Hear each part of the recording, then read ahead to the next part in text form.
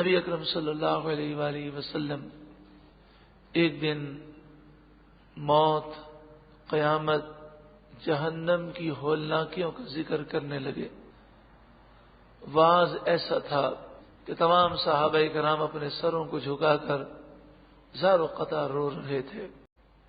پھر روتے ہوئے صحابہ اس مجلس سے اٹھے اور ازواج مطہرات کے پاس وہ گئے اور پردے میں کھڑے ہو کر انہوں نے یہ پوچھا کہ رسول اللہ کے معمولات کیا ہیں؟ تو انہوں نے رسول اللہ کے معمولات بتائے کہ عقائد جہاں صلی اللہ علیہ وآلہ وسلم رات کے ایک حصے میں آرام کرتے ہیں اور ایک حصے میں اللہ کی عبادت کرتے ہیں۔ کبھی آپ روزہ رکھتے ہیں تو مسلسل روزے رکھتے ہیں، اور کبھی آپ روزہ نہیں رکھتے تو مسلسل نہیں رکھتے۔ آپ نفلی روزے بھی رکھتے ہیں، نفلی عبادت بھی کرتے ہیں۔ آپ کی یہ سادگی ہے، آپ کا یہ عالم ہے۔ تو صحابہ کرام نے خیال کیا کہ نبی اکرم صلی اللہ علیہ وآلہ وسلم تو مخلوق میں سب سے افضل و اعلیٰ ہیں، تمام نبیوں کے سردار ہیں۔ جب حضور سردار ہو کر اتنی عبادت کرتے ہیں تو ہم تو ہیں گناہ گار، ہماری بہت بڑی زندگی تو کفر میں گزر گئی، اب ہم اسلام لائے ہیں، اب نہ جانے ہماری کتنی زندگی باقی ہے، تو اب ہمیں بہت عبادت کرنی چاہیے۔ پھر وہ روتے ہوئے حضرت عثمان بن مظعون کے گھر پر جمع ہوئے اور وہاں انہوں نے قسمیں کھائیں۔ چند صحابہ کرام نے مل کر انہوں نے کہا ہم عہد کرتے ہیں، ہم قسم کھاتے ہیں کہ ہم ٹاٹ کو پہنیں گے، وہ چاول کی جو بوری ہوتی ہے نا، وہ بوری جس سے بنتی ہے، کہ ہم ٹاٹ کا لباس پہنیں گے اور صرف اتنا پہنیں گے کہ ستر ہمارا چھپ جائے۔ روزانہ ہر دن ہم روزہ رکھیں گے، ہر رات ہم اللہ کی عبادت کریں گے، رات میں ہم سوئیں گے نہیں، اور اس کے علاوہ بھی کبھی نیند آئے گی تو بستر پر نہیں سوئیں گے، زمین پر سوئیں گے۔ ہم گوشت نہیں کھائیں گے، چکنائی نہیں کھائیں گے، ہم اپنی زوجہ کے پاس نہیں جائیں گے اور بیویوں کو طلاق دے کر انہیں آزاد کر دیں گے، اپنی جائیداد بچوں میں اور ورثہ میں تقسیم کر دیں گے، خوشبو کبھی نہیں لگائیں گے، ہم جنگل چلے جائیں گے اور جنگل میں ساری زندگی اللہ کی یاد میں گزاریں گے۔ اس مفہوم کے انہوں نے قسمیں کھائیں۔ اب ایک شخص روزہ رکھے، ساری رات عبادت کرے، اگر اللہ نے اسے طاقت دی ہے تو اس میں کوئی حرج نہیں، لیکن اگر وہ قسم کھا لیتا ہے تو پھر قسم کا پورا کرنا روزانہ یہ مشکل امر ہے۔ کبھی بخار ہو سکتا ہے، کبھی طبیعت خراب ہو سکتی ہے، اور ہر آدمی یہ کام نہیں کر سکتا، اس کے لیے بیوی بچوں کو بھی وقت دینا ہوتا ہے۔ اور پھر یہ صحابہ کرام تو اسلام کے اولین مبلغین تھے، اگر یہ صحابہ کرام سارے کے سارے جنگل میں چلے جاتے تو رسول اللہ صلی اللہ علیہ وآلہ وسلم سے یہ قرآن کی تعلیم کیسے حاصل کرتے؟ اچھا چلیں قرآن کی تعلیم وہ حاصل کر کے پھر جنگل میں چلے جاتے، تو پھر مسئلہ یہ تھا کہ یہ جو حضور سے وہ انہوں نے قرآن کا فیض لیا، یہ فیض پوری دنیا میں عام کیسے ہوتا؟ تو نبی اکرم صلی اللہ علیہ وآلہ وسلم تشریف لائے، آپ نے دروازے پر دستک دی، دروازہ کھولا، صحابہ کرام رو رہے تھے۔ آپ نے فرمایا تم نے جو قسم کھائی ہے، تمہاری یہ غلط قسم کھانے کی وجہ سے مجھ پر قرآن کی آیتیں نازل ہوئی۔ یا ایھا الذین آمنوا، اے ایمان والو، لا تحرموا طیبات ما احل اللہ لکم، جو حلال چیزیں اللہ نے تمہارے لیے حلال کی تم انہیں حرام قرار نہ دو، یعنی انہیں حرام کرنے کی قسمیں نہ کھاؤ۔ ولا تعتدوا، اور حد سے نہ بڑھو۔ جو چیز حلال ہے وہ انسان اگر نہ کھائے تو اس کی مرضی ہے۔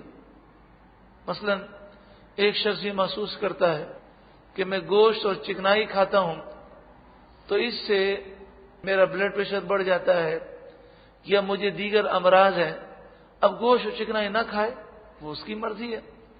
ایک شخص گوشت چکنائی اس لیے نہیں کھاتا کہ جب میں گوشت اور چکنائی کھاتا ہوں تو مجھے سستی بہت زیادہ ہوتی ہے اور فجر کی نماز میں میری آنکھ نہیں کھلتی، مجھے نیند بہت جو ہے گہری آتی ہے، تو وہ رات کو گوشت اور چکنائی کھانے سے بچتا ہے۔ تو شریعت اسے منع نہیں کرتی، لیکن قسم کھا لینا اور حلال چیز کو اپنے اوپر حرام سمجھنا یہ منع ہے. وَلَا تَعْتَدُوا، اور تم حد سے نہ بڑھو. ان اللہ لا يحب المعتدین، بے شک اللہ تعالی حد سے بڑھنے والوں کو پسند نہیں فرماتا. اس آیت کریمہ سے واضح طور پر معلوم ہوا کہ اگر حلال چیزیں انسان حلال طریقے سے استعمال کرتا ہے اور گناہ سے اور اللہ کی نافرمانی سے بچتا ہے تو حلال چیزیں استعمال کرنے پر اسے ملامت نہیں کیا جا سکتا. اچھا لباس پہنے منع نہیں ہے، اچھی سواری استعمال کرے، اچھا مکان استعمال کرے، اچھا کھانا کھائے، شریعت منع نہیں کرتی. لیکن چند باتوں سے بچنا ہے. غرور و تکبر نہ ہو، ہوس نہ ہو، لالچ نہ ہو، فرائض واجبات سنت مؤکدہ کی پابندی ہو، انسان گناہ سے بچے، حرام سے بچے، اور دنیا کی لذتوں میں اس طرح نہ لگ جائے کہ وہ شریعت کے معاملات میں کوتاہی کرے. اور دوسرا اہم نقطہ یہ ہے کہ وہ ان لذتوں کا اتنا عادی نہ ہو جائے کہ اگر حلال ذریعے سے یہ چیزیں نہ ملیں تو وہ حرام میں پڑ جائے. اگر وہ اچھے مکان، اچھے لباس، اچھے کھانے کا اس انداز میں عادی ہو جائے کہ اب اگر اسے یہ چیزیں نہیں ملیں گی تو وہ حرام کی طرف بڑھے گا، تو پھر یہ چیز بڑی خطرناک ہے اس کی طرف. یعنی وہ ان چیزوں کا ایسا عادی نہیں ہونا چاہیے. اسے یہ پریکٹس ہونی چاہیے کہ جس حال میں بھی اللہ رکھے وہ اس حال میں راضی رہنے والا ہو اور حرام کی طرف نہ بڑھنے والا ہو. تو پھر اس میں کوئی حرج نہیں ہے. اصل ہے گناہ سے بچنا. ایک شخص سادہ سا لباس پہنتا ہو، پیبند لگے ہوئے ہوں جگہ جگہ، مکان بھی اس کا بالکل سادہ سا ہو، سواری بھی اس کے پاس نہ ہو، ہمارے سامنے اس کی غذا بڑی سادی ہو، لیکن وہ ماں باپ کو ستاتا ہو، جھوٹ بولتا ہو، نماز قضا کر دیتا ہو، یا وہ فراڈ کرتا ہو، حرام کماتا ہو، یا لوگوں پہ ظلم کرتا ہو، تو اس کے نہ سادہ لباس کا کوئی فائدہ ہے، نہ سادہ مکان کا کوئی فائدہ ہے، نہ ہی اس کی سادہ غذا کا کوئی فائدہ ہے. بلکہ یہ تو بڑا خطرناک آدمی ہے کہ اس نے زہد کا لباس پہن کے لوگوں کو دھوکہ دیا، اور ایسے شخص کی بڑی گرفت ہوگی. ہمارے استاد محترم حضرت علامہ مولانا خادم حسین رضوی دامت برکاتہ العالیہ ایک دن فرمانے لگے کہ مولانا روم علیہ الرحمہ نے یہ حکایت لکھی ہے کہ پرندوں نے شکایت کی حضرت سلیمان علیہ السلام کے دربار میں کہ اس شخص نے ہمارے بھائی پرندے کا شکار کیا تو اس کو سزا دی جائے. تو سلیمان علیہ السلام نے اس کو بلایا اور فرمایا کہ تو نے ان پرندوں کا شکار کیوں کیا؟ تو اس نے کہا کہ میں بھوکا تھا اور اللہ تعالیٰ نے پرندوں کو میری خوراک بنایا، تو جب اللہ نے اجازت دی ہے تو کوئی مجھے منع کیسے کر سکتا ہے؟ تو میں نے اپنی خوراک کو حاصل کیا اور پرندے کو شکار کیا. میں نے کوئی شوقیہ شکار نہیں کیا، بلکہ بھوک لگی تھی تو کھانے کے لیے میں نے شکار کیا. تو آپ نے پرندوں سے کہا کہ تمہاری شکایت بھیجا ہے، اللہ تبارک و تعالی نے تمہیں اس کی غذا بنایا تو اس نے اپنی غذا حاصل کی. پرندوں نے کہا ہمیں اس کا کوئی افسوس نہیں ہے.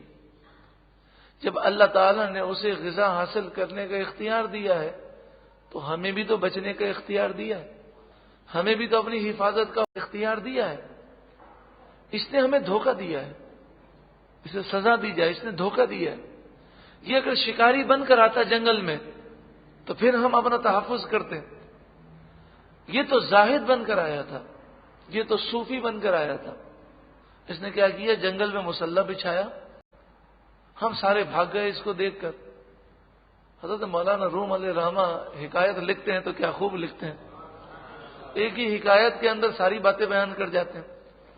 تو فرماتے ہیں کہ ان پرندوں نے سلیمان علیہ السلام سے کہا کہ اس نے مسلح بچھایا، ہاتھ میں تسبیح لی اور صوفیوں کی طرح اس نے نقل کی، سر جھکایا، آنکھیں بند کر لی اور وہ تسبیح پڑھنے لگا. تو ہم سمجھے کہ کوئی زاہد دنیا نے بہت پریشان کیا ہے تو وہ سکون کے لیے اور ذکر الہی کے لیے جنگل میں آیا ہے. تو آہستہ آہستہ ہم اس سے بے خوف ہو گئے کافی دیر جب گزر گئی اور یہ تسبیح گھماتا رہا تو پھر ہم اس کے اوپر آ کر بیٹھ گئے درختوں پر، اور ہم نے بھی یہ سوچا کہ اللہ کا نیک بندہ ہے، اس کا قرب ہونا چاہیے۔ جب ہم اس کے قریب آ گئے تو اچانک سے اس نے تیر نکالا اور ہم پہ وار کر دیا۔ تو اس نے ہمیں دھوکہ دیا ہے، لہذا اس کو سزا دی جائے، اگر اسے شکار کرنا ہے شکاری بن کر ہے۔ مولانا روم علیہ الرحمہ نے فرمایا کہ سلیمان علیہ السلام نے اسے سزا دی۔ تو انسان زہد کا لباس پہن کر دھوکہ دے، یہ ڈبل مجرم ہے کہ یہ زہد اور تقوی کو بدنام کر رہا، یہ دیندار طبقے کو بدنام کر رہا۔ حضرت مولانا روم علیہ الرحمہ نے ایک اور حکایت بھی لکھی، فرمایا کہ ایک شخص گھوڑے پہ جا رہا تھا تو دوسرا شخص جو ہے زمین پہ تڑپ رہا تھا۔ اس نے کہا مجھے شہر تک پہنچا دو، مجھ سے چلا نہیں جاتا۔ تو اسے رحم آیا تو اس نے کہا بیٹھ جائیے۔ اس نے اپنے پیچھے بٹھایا اس کو اور کہا مجھے پیچھے سے پکڑ لیجئے۔ اب جب تھوڑا سا گھوڑا آگے چلا تو اس نے اس کو پیچھے سے دھکا دیا، جو گھوڑے کا مالک تھا وہ گر گیا اور وہ ہنسنے لگا اور کہنے لگا مجھے کوئی تکلیف نہیں تھی، یہ تو میں نے تجھ سے گھوڑا چھیننے کے لیے کیا۔ اس گھوڑے کے مالک نے کیا بات کہی، سبحان اللہ۔ اس نے کہا میرا گھوڑا لے جانا ہے تو لے جا، مگر قسم میں تجھے دیتا ہوں کہ یہ واقعہ کسی کو بتانا نہیں، کیونکہ اگر تو نے یہ واقعہ کسی کو بتا دیا تو واقعی اگر کوئی مجبور ہوگا تو لوگ ڈر کے مارے اسے گھوڑے پر کبھی نہیں بٹھائیں گے۔ تو آپ دیکھ لیں آج ہے نا کہ مجبور کو بھی انسان جو ہے روک کر وہ لفٹ دینے کے لیے تیار نہیں ہوتا، یہاں تک کہ اگر گاڑی کا کوئی حادثہ ہو جائے اور گاڑی جو ہے مثلا پنچر ہو جائے اور پنچر لوگ بنا رہے ہوں، ان کے پاس جو ہے ویل دوسرا نہ ہو تو گاڑی کو روکتے ہیں کہ بھئی آپ کے پاس اگر ویل دوسرا ہو یا ویل کا پانا ہو تو ہمیں دے دیں، تو لوگ وہاں اسپیڈ اور بڑھا دیتے ہیں کہ کوئی ڈکیتی نہ ہو۔ تو ایسے لوگ کہ جو لبادہ اوڑھ کر آتے ہیں یہ بہت بڑا گناہ کرتے ہیں کہ ان کے لیے گناہ جاریہ ہے۔ جب تک لوگ اس کی وجہ سے دین سے دور ہوں گے سب کا گناہ اس کے سر پر آئے گا۔ تو خیر بات چل رہی تھی زہد اور تقوی پر، تو نعمتوں سے دور رہنا اور لذات کو ترک کرنا اس میں کوئی حرج نہیں ہے، لیکن اس کو اپنے اوپر لازم کر لینا یا قسم کھا لینا یہ منع ہے۔ اور دوسری بات یہ ہے کہ اگر اچھی غذا اچھا لباس استعمال کیا جائے اور یہ ساری باتیں جو آپ کو بتائی گئیں حدود شریعت کے اندر رہ کر ہو تو اس پر کوئی ملامت نہیں کی جا سکتی۔ حضرت امام نسائی، آپ بہت بڑے امام ہیں اور حدیث کی کتاب نسائی شریف جو سیہ ستہ میں داخل ہے وہ آپ نے لکھی۔ آپ بڑا قیمتی لباس پہنتے تھے اور آپ کی خوراک بھی بڑی قیمتی ہوتی تھی، لیکن حال یہ تھا کہ اعلیٰ سے اعلیٰ غذا کھاتے اور پوری رات پھر قیام کے اندر گزارا کرتے تھے، یعنی کوئی کھانا کوئی لباس۔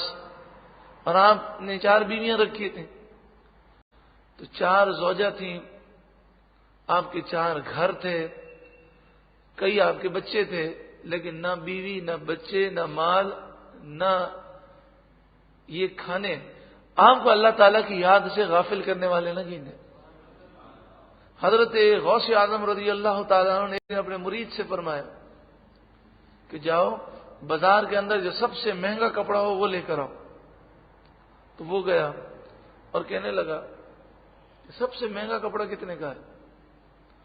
تو اس نے کہا یہ کپڑا اتنے کا ہے، غالباً 1 گز جو ہے وہ 1 دینار 4.25 گرام سونے کا تھا۔ تو اس نے کہا اس سے کوئی مہنگا کپڑا ہے؟ تو وہ کہنے لگا خیر تو ہے، کوئی بادشاہ نے بھیجا ہے؟ کس نے بھیجا ہے؟ تو کہا کہ حضور غوث اعظم شیخ عبد القادر جیلانی نے کپڑا منگایا ہے، وہ خود پہنیں گے۔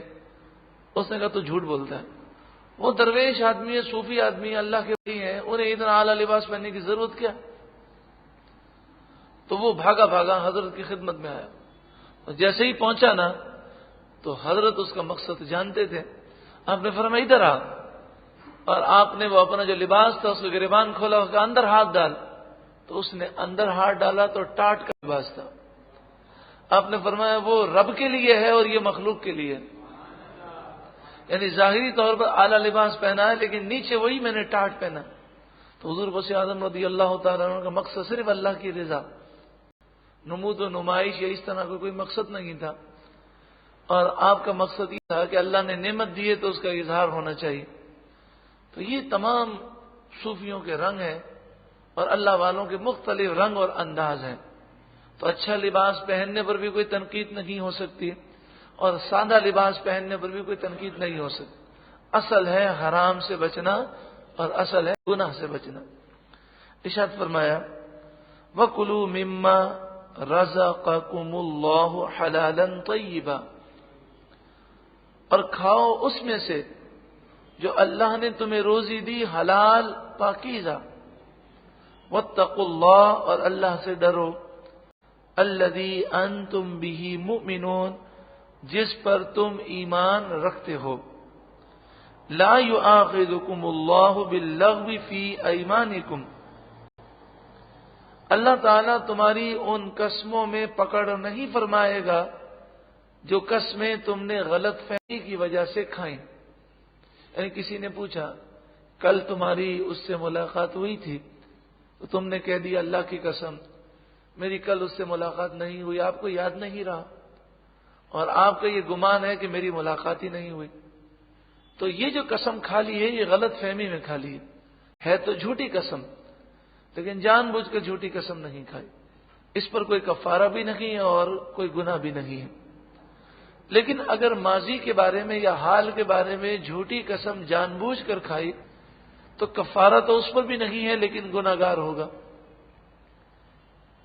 وَلَٰكِن يُؤَاخِذُكُم بِمَا عَقَّدتُّمُ الْأَيْمَانَ، ہاں اللہ تعالیٰ تمہاری گرفت فرمائے گا ان قسموں کے بارے میں جو تم نے جان بوجھ کر کھائی ہیں. اگر تم نے جھوٹی قسم کھائی ہے تو تمہاری گرفت ہوگی، گناہ ہوگا. اور اگر تم نے مستقبل کی قسم کھائی ہے کہ میں یہ کام نہیں کروں گا اور پھر تم نے یہ کام کیا تو تمہیں کفارہ دینا ہوگا. جیسے صحابہ کرام علیہم رضوان نے یہ قسم کھائی تھی کہ ہم اب دنیاوی لذتوں کو یا دنیاوی کھانوں کو، اچھے لباس کو استعمال کبھی نہیں کریں گے، رات کو ہم کبھی سوئیں گے نہیں، روزانہ روزہ رکھیں گے. تو رسول اللہ نے فرمایا یہ تمہارے لیے درست نہیں. تو وہ کہنے لگے یا رسول اللہ ہم نے تو قسم کھا لی. تو آپ نے فرمایا کہ تم قسم کو توڑ دو. تو انہوں نے پوچھا اب اس کا کفارہ کیا ہے؟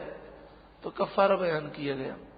فَكَفَّارَتُهُ، تو جو کوئی مستقبل کی قسم کھا لے اور پھر وہ قسم توڑ دے تو اس کا کفارہ ہے اطعام 10 مساکین، 10 مسکینوں کو کھانا کھلانا.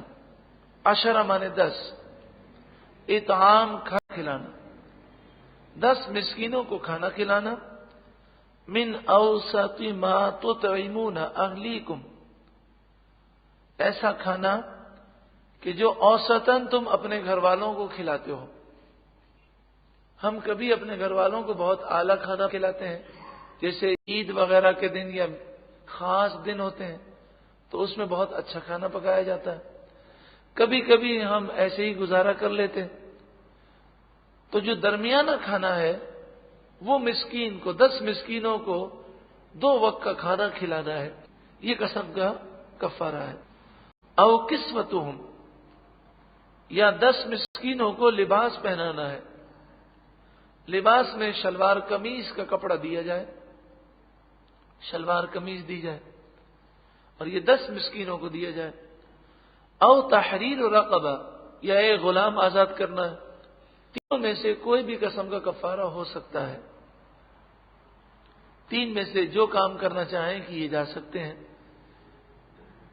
10 مسکینوں کو کھانا بھی کھلا سکتے ہیں اور اس کی جگہ پر صدقہ فطر کی رقم بھی دے سکتے ہیں.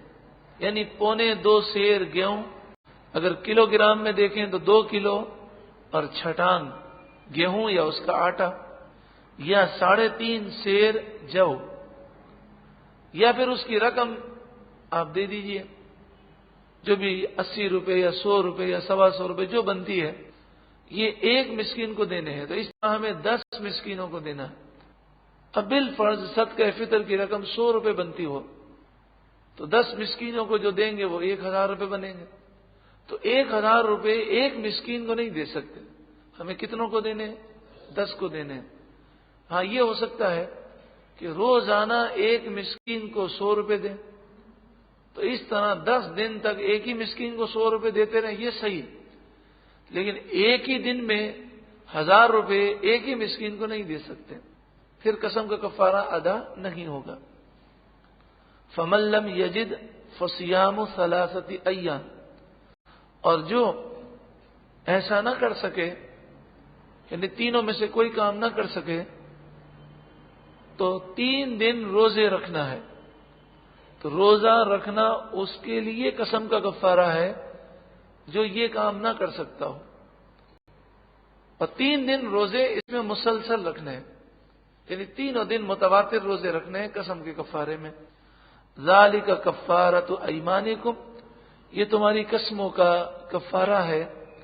اذا حلفتم، جب تم قسم کھا کر توڑ دو۔ اذا حلفتم کے معنی ہے جب تم قسم کھا لو، اور یہاں مراد ہے قسم کھا کر جب توڑ دو تو اس کا یہ کفارہ ہے۔ واحفظوا ایمانکم، اور اپنی قسموں کی حفاظت کرو، یعنی اگر تم قسم کھا لو تو اسے توڑنے سے بچو جب تک کہ شرعاً اس میں کوئی ممانعت نہ ہو۔ اپنی قسموں کی حفاظت کرو، اس کے تحت بعض مفسرین نے فرمایا کہ بار بار قسمیں نہ کھاؤ، قسم کھانے کی عادت نہ ڈالو، کیونکہ جو بار بار قسم کھاتا ہے پھر اسے یاد بھی نہیں رہتا میں نے کیا باتوں پر قسمیں کھائی ہیں، اور پھر کئی مرتبہ وہ قسم توڑ دیتا ہے اور کفارہ ادا وہ نہیں کر پاتا۔ اسی طرح یہ بات یاد رکھیں کہ ہماری دکان پر گاہک آئے، وہ جتنے بھی بحث کرے قسم کھانے سے اجتناب کریں، کہ دنیاوی دولت کی خاطر اللہ کے نام کو استعمال کرنا یہ مناسب نہیں ہے۔ سچی جو قسم ہے اس سے بھی بچیں، کیونکہ جو سچی قسم بار بار کھانے کا عادی ہوتا ہے اس کی زبان سے جھوٹی قسم بھی نکل جاتی ہے۔ تو اس لیے آپ کہہ دیں، جو بات سچی ہے وہ کہہ دیں، اب وہ مانتا ہے تو ٹھیک ہے، لیکن اس کی خاطر آپ قسمیں نہ کھائیں، کیونکہ حدیث پاک میں ہے کہ سچی قسم سے بھی منع کیا گیا کاروبار کے موقع پر۔ فرمایا اس سے مال تو بک جاتا ہے لیکن برکت ختم ہو جاتی ہے۔ جب سچی قسم کا یہ حال ہے تو جو جھوٹی قسم کھائے گا اس کی کاروبار میں برکت کہاں سے ہوگی؟ پھر یہ بھی مت سمجھیے گا کہ برکت جو ہے وہ نوٹ کی گنتی کو کہتے ہیں۔ برکت کثرت کا نام نہیں ہے، برکت اللہ کی رحمت کا نام ہے۔ تو جب انسان جھوٹی بات کہتا ہے، جھوٹی قسمیں کھاتا ہے، تو پھر دولت کی کثرت تو ہو سکتی ہے لیکن برکت نہیں ہو سکتی، یعنی پریشانی، بے چینیاں ختم نہیں ہوتی، بے سکونیاں قائم رہتی ہیں۔ کذالک، اسی طرح، یبین اللہ لکم آیاتہ، اللہ تعالیٰ تمہارے لیے اپنی آیتیں کھول کھول کر بیان کرتا ہے، لعلکم تشکرون، تاکہ تم شکر کرو، تم احسان مانو۔ یا ایھا الذین آمنوا، اے ایمان والو، انما الخمر والمیسر، خمر شراب، والمیسر اور جوا، والانصاب اور بت، والازلام اور پانسے جن کے ذریعے فال نکالا جاتا ہے، رجس من عمل الشیطان، یہ شیطان کے عمل سے گندگی ہے، ناپاکی ہیں۔ فاجتنبوہ، تم ان سے بچو، لعلکم تفلحون، تاکہ تم کامیاب ہو جاؤ۔ ازلام کے متعلق ہم پہلے بھی سن چکے ہیں کہ وہ پانسے اس طرح بناتے تھے کہ لکڑی کے تیر بناتے اور پھر وہ ان تیروں کو سمندر میں ڈالتے، جو تیر اوپر آ جاتا تو اس پر جو لکھا ہوا ہوتا اسے دیکھتے، مثلا لکھا ہوتا میرے رب نے مجھے اس کام کا حکم دیا، تو وہ تیر نکال کے کہتے یہ رب کی طرف سے حکم ہے، حالانکہ یہ حکم والی تو کوئی بات نہیں تھی۔ دوسرا نقصان یہ تھا کہ وہ خود کسی معاملے پر غور و فکر نہیں کرتے تھے، پہلے آدمی اس معاملے کے اوپر غور و فکر کرے. تو کسی بھی معاملے کے اوپر کام کرنے سے پہلے یہ غور کرنا ضروری ہے کہ یہ کام جائز ہے کہ ناجائز ہے. پھر یہ جائز کام ہو تو پھر یہ دیکھنا چاہیے کہ دنیاوی اعتبار سے جو اللہ نے ہمیں عقل دی ہے یہ فائدے مند ہے کہ نقصان دہ ہے. اب اس کا فائدہ بھی نظر آ رہا ہے تو ہر طرح سے مفید ہے. اب استخارہ کرنے کا جو طریقہ سکھایا گا، استخارہ کیا جا سکتا ہے، لیکن یہ جو طریقہ ہے یہ طریقہ کافروں کا طریقہ تھا. وہ ناجائز اور جائز میں کوئی فرق نہیں دیکھتے تھے اور وہ کوئی غور و فکر نہیں کرتے تھے. اس طرح تیر پھینک کر اٹھاتے اور کہتے بس یہ تیر آ گیا، اب رب کا حکم ہے، اب یہ کام کرنا ضروری ہو گیا. تو جب اللہ کا حکم ہی نہیں ہے تو اللہ پر جھوٹ باندھنا یہ یقیناً ایک ناپاک کام ہے. انما يريد الشيطان ان يوقع بينكم العداوة والبغضاء. شیطان یہی چاہتا ہے کہ تمہارے درمیان عداوت اور بغض کو ڈال دے. فی الخمر، شراب کے ذریعے، والمیسر، اور جوئے کے ذریعے، وَيَصُدَّكُمْ عَنْ ذِكْرِ اللَّهِ. اور شیطان تو یہی چاہتا ہے کہ تمہیں اللہ کے ذکر سے، اللہ کی یاد سے روکے، وَعَنِ الصَّلَاةِ، اور نماز سے روکے. تو شراب جو ہے وہ ہر صورت میں حرام ہے، جوا ہر صورت میں حرام ہے. اور جو قرآن نے نقصان بیان کیا، کوئی مانے یا نہ مانے، یہ نقصانات ضرور ہیں کہ جب انسان گناہ کرتا ہے تو دل گندا ہو جاتا ہے، پھر اللہ کی یاد میں اس کا دل لگتا نہیں، نمازوں میں اس کا دل لگتا نہیں. آپ ذرا سوچیں کہ ایک کرکٹ کی کمیٹری آتی ہے تو لوگوں کی جماعتیں چھوٹ جاتی ہیں، اور اگر فائنل میچ ہو تو مسجد کے اندر نمازی آپ کو نظر نہیں آتے. تو جب کمیٹری کے اندر یہ نحوستیں ہیں تو پھر جوا کھیلنے اور شراب میں کتنی نحوستیں ہوں گی، آپ سوچیں.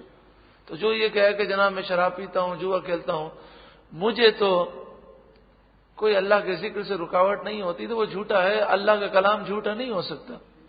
تو یہ چیزیں، جتنے بھی گناہ کے کام ہیں وہ دل کو سخت کرتے ہیں اور اللہ کے ذکر سے روکتے ہیں. فَهَلْ أَنْتُمْ مُنْتَهُونَ، تو کیا تم باز آ گئے؟ جب یہ آیت کریمہ نازل ہوئی تو صحابہ کرام علیہم رضوان پر شراب حرام نہیں تھی، تو شراب وہ پی رہے تھے، بعض مٹکوں میں ڈال رہے تھے، بعض پیالے میں بھر رہے تھے، بعض کے منہ میں تھی. جیسے ہی انہوں نے یہ آیت سنی اور رسول اللہ کے منادی نے مدینے کی گلیوں میں اس آیت کی تلاوت کی تو انہوں نے کوئی تحمل نہ کیا اور فوراً اپنے سر کو اللہ کے حکم کے سامنے جھکا دیا اور مدینہ منورہ میں ساری شراب کو بہا دیا گیا. اسی آیت نازل ہوئی اور اسی وقت پورے مدینہ منورہ سے شراب کا وجود ختم ہو گیا. امریکہ کے اندر پہلے یہ قانون تھا کہ شراب نوشی منع ہے. اسی طرح کئی ممالک میں قانون تھا. انہوں نے بڑی کوششیں کی اور لاکھوں ڈالر اس پہ خرچ کیے، لیکن وہ شراب نوشی کو ختم نہ کر سکے. مگر قرآن کی کیا تاثیر اور میرے آقا کی کیا شان ہے کہ ایک ہی فرمان میں شراب نوشی ان اربوں سے ختم ہو گئی کہ جو شراب اس کثرت سے پیتے تھے کہ اگر ہر نوالے پر وہ شراب کا گھوٹ نہ پیتے تھے تو نوالا ان کے گلے سے اترتا نہیں تھا. اتنے وہ شراب کے عادی تھے. ایک ہی فرمان پر میرے آقا صلی اللہ علیہ وسلم کا معجزہ ہے، یہ قرآن کا معجزہ ہے کہ ہمیشہ کے لیے ان کی عادت چھوٹ گئی. اطیع اللہ. پھر کیا ہوا کہ یہ یورپ کے لوگ آخر کار تنگ آ گئے اور ان کا یہ قانون ہے کہ جس برائی کو یہ ختم نہیں کر سکتے تو پھر اسے وہ قانونی تحفظ دے دیتے ہیں. تو اب انہوں نے قانونی تحفظ دے دیا، اب شراب پینے میں کوئی حرج نہیں. اب وہ کہتے ہیں صرف ڈرائیونگ کرتے ہوئے شراب نہیں پینی.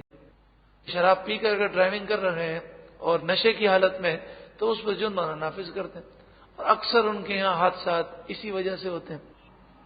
اسلام جو ہے وہ کتنا پیارا نظام دیتا ہے کہ اگر قرآن کی تعلیمات پر عمل کیا جائے اور قرآن کو عام کر دیا جائے تو ہمیں کوئی ڈنڈا لے کر گھومنے کی ضرورت نہیں. یہ قرآن کا فیض ہے کہ معاشرے کے اندر برائیاں ختم ہو جاتی ہیں. اسی طرح آج جو یورپ کے اندر بے حیائی ہے کہ لڑکا جو ہے لڑکی کو گرل فرینڈ بناتا ہے، شادی نہیں کرتا، اور وہ میاں بیوی کے تعلقات قائم کرتے ہیں. کواری لڑکیاں اور کوارے لڑکے جو ہیں وہ ماں باپ ہوتے ہیں, شادی نہیں کی لیکن ماں باپ بنے ہوئے ہیں.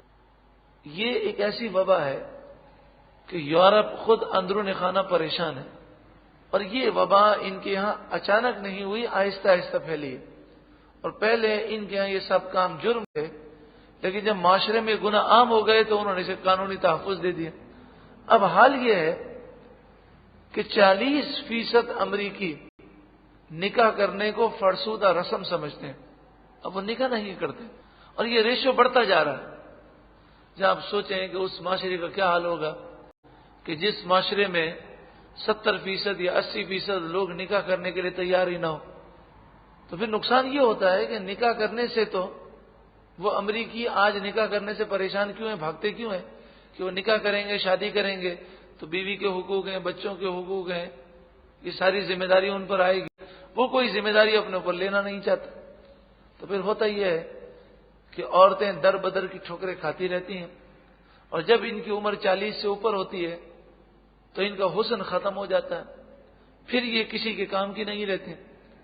تو پھر یہ ایڑیاں رگڑ رگڑ کر سینٹروں میں مر جاتی ہیں, نہ ان کی اولاد ہوتی ہے, نہ ان کا شوہر ہوتا ہے, نہ ان کو ماں کوئی کہنے والا ہوتا ہے. تو یہ خود اس معاشرے کی گھن سے پریشان ہے.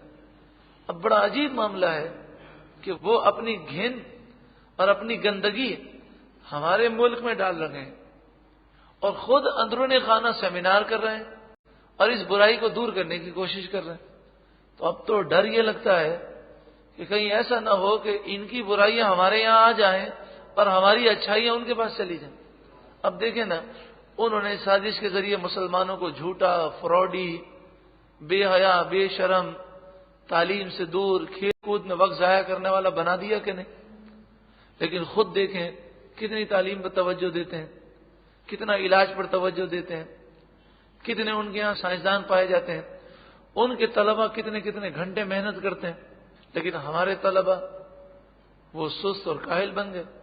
تو یہ ساری اچھائیاں جو ہم میں تھیں انہوں نے لے لی اور ہم میں اپنی برائیاں ڈال دی. تو اب بھی ان کی یہ سازش ہے کہ بے حیائی ہم میں عام ہو جائے, اور یہ آہستہ آہستہ اپنے اندر سے ان غلط باتوں کو دور کرنے کی کوشش کر رہے ہیں. اللہ تعالیٰ یہودیوں اور عیسائیوں کی سازشوں سے مسلمانوں کو محفوظ فرمائے. وَأَطِیعُوا اللَّهَ, اور اللہ کی اطاعت کرو. وَأَطِیعُوا الرَّسُولَ, اور رسول کی اطاعت کرو. وَاحْذَرُوا, اور تم بچو, گناہوں سے دور بھاگو. فَإِن تَوَلَّيْتُمْ, پھر اگر تم نے منہ پھیر لیا اور باتیں نہ مانی, فَاعْلَمُوا أَنَّمَا عَلَى رَسُولِنَا الْبَلَاغُ الْمُبِينُ, تو جان لو ہمارے رسول پر تو صرف واضح پہنچا دینا ہے, انہوں نے پہنچا دیا, اب تم نے عمل نہ کیا تو اس کے ذمہ دار تم ہوگے, تمہیں کوئی عذر کام نہ دے گا اور تمہاری پکڑ ہوگی. ماں صحابہ کرام نے یہ سوال کیا, جب شراب حلال تھی اور جو صحابہ کرام پیتے تھے اس وقت وہ حلال تھی, اب جب شراب حرام ہو گئی تو جو اس حالت میں انتقال کر گئے تو کیا ان کی پکڑ ہوگی؟ فرمایا لیس علی الذین آمنوا وعملوا الصالحات جناح فیما طعموا, وہ لوگ جو ایمان لائے اور انہوں نے اچھے عمل کیے, جو کچھ انہوں نے چکھا اس میں ان پر کوئی گناہ نہیں ہے, چونکہ اس وقت حرام نہیں تھی تو ان کا شراب پینا حلال تھا. اذا متقوا, جب کہ وہ ڈرے, جب کہ وہ بچے, کس سے بچے؟ کفر و شرک سے بچے. وآمنوا, اور وہ ایمان لائے, وعملوا الصالحات, اور انہوں نے اچھے عمل کیے. ثم اتقوا, پھر وہ بچے. یہاں دوبارہ اتقوا جو ہے اس سے مراد ہے کہ شراب اور جوئے سے بچے, یعنی پہلے جو فرمایا گیا اس سے مراد وہ لوگ ہیں کہ شراب اور جوا حرام ہونے سے پہلے وہ انتقال کر گئے, تو وہ کفر و شرک سے بچتے تھے اور دیگر گناہوں سے بچتے تھے, تو ان کا جو شراب پینا ہے وہ حلال تھا اور ان پر کوئی ان کی پکڑ نہ کی جائے گی. ثم اتقوا, اب جو ثم اتقوا ہے اس سے مراد وہ لوگ ہیں کہ جو شراب کے حرام ہونے کے بعد بچے، وہ آمنو اور وہ ایمان لائے، ثم اتقوا پھر وہ بچے اور ہر گناہ سے بچے۔ اب کیا مراد ہے؟ ہر گناہ سے بچے تو ان کی کوئی پکڑ نہ کی جائے گی۔ وَأَحْسَنُوا اور انہوں نے نیکیاں کی تو وہ جنت میں جانے والے لوگ ہیں۔ وَاللَّهُ يُحِبُّ الْمُحْسِنِينَ اور اللہ نیکوکاروں کو پسند فرماتا ہے۔ اللہ رب العالمین ہمیں ہر گناہ سے بچنے کی توفیق عطا فرمائے۔